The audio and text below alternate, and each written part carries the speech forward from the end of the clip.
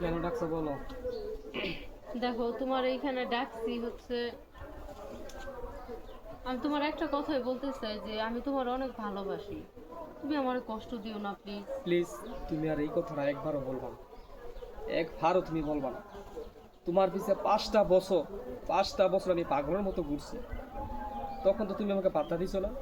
তুমি তুমি রায়হানের সাথে, নয়নের সাথে, ওদের সাথে তুমি সম্পর্ক তুমি আমার আগে বলে দিলে পারতা, কিন্তু তুমি একটা বারের জন্য তুমি আমাকে বলো নাই।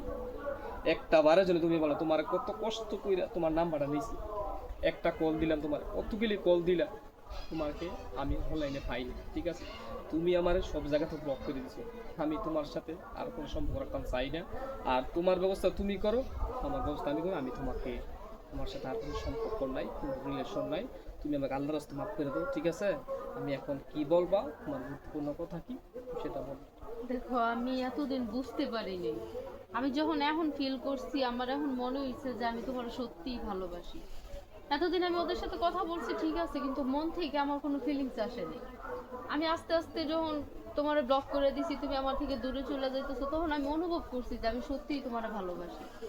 শোনো, তুমি আর কথা বলবো, ঠিক আছে? আজকে আমি আমি একটা সময় অনেক গরিব ছিলাম, একটা সময় আমি অনেক গরিব ছিলাম, আমার কাছে কোনো টাকা নাই। 10টা টাকা আমি আমার নিজের বাপ মার কাছে চাইয়া নিতাম। এখন আল্লাহ বাঁচাইলে আমার বাড়ি হয়েছে, গাড়ি হয়েছে, সব কিছু হয়েছে। ও, এখন তুমি সব কিছু জানছো, আর তুমি এই যে এই মুহূর্তে তুমি হাজির হয়েছে। এতদিন তুমি কোথায় ছিলে আমাকে বলো। তুমি আমার ভুল বুঝতেছো। তোমার বাড়ি গাড়ি টাকা পয়সা এইসবের জন্য আমি তোমার ভালোবাসতেছি। আমি মন থেকেই তোমার ভালোবাসতেছি। তুমি আমার ফিট ছেড়ে যাও না। তোমাকে যে ছাড়বো না, তুমি ছাড়ার মতো কিছু রাখছো? থাকার মতো কোনো কিছু রাখছো?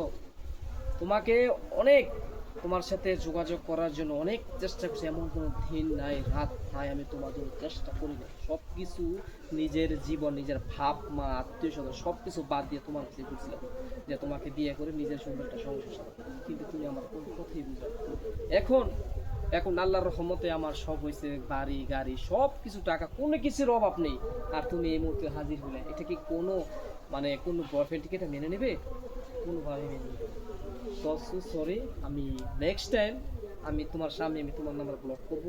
কোনো দিন কোনো সময় আমাকে আর নেক্সট টাইম আর কোনো বিরক্ত করবা না, ঠিক আছে? তোমার যদি শেষ মেসেজ কথা বলার থাকে তাহলে বলো।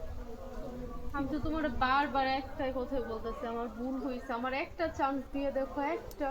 তোমার মতো মেয়েদেরকে চান্স, তোমাদের মতো মেয়েকে আছে না, কুকুরের মতো ব্যবহার করা উচিত, কুকুরের মতো। যে প্রতারণা, বিশ্বাসঘাতকতা এত বিশ্বাস করছিলাম, আর বিশ্বাসের মর্যাদা কোনোভাবেই তুমি রাখলাম না।